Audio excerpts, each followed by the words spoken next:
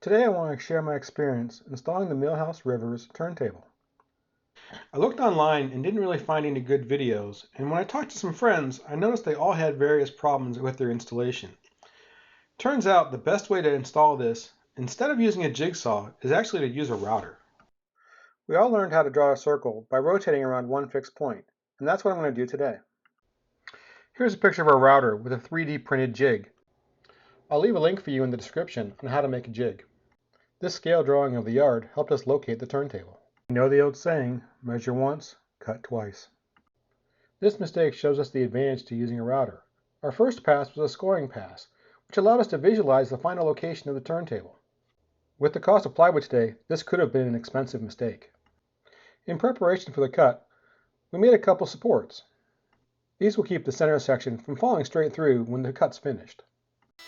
We decided to cut the circle out in 2 passes, so we set the router for half the depth of the plywood. On the second pass, we took the time to install the supports. Oh no!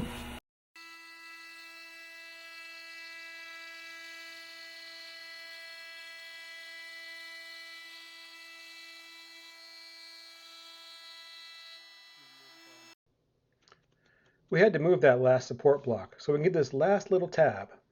We loosened the outer screws and the circle lifted right out.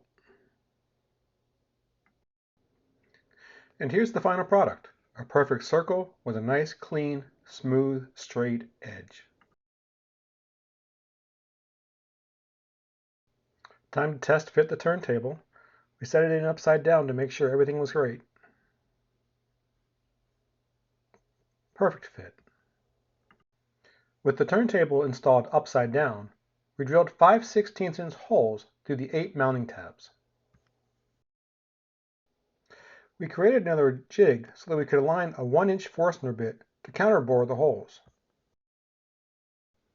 We chose to use elevator bolts due to their wide, low-profile heads. Aligning the jig is easy. Drop in the bolt, set down the jig over top of it, and screw it into position.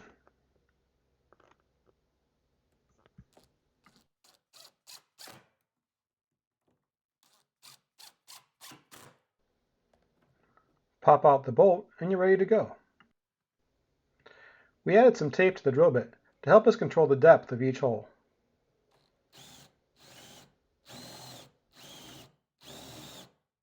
The turntable was installed from underneath the layout, secured with the 8 bolts and 2 wires, and everything was ready to go. We still have a lot of work to do, but it's time to play with the new turntable. Thanks for watching. If you have any questions, please leave them in the comments below.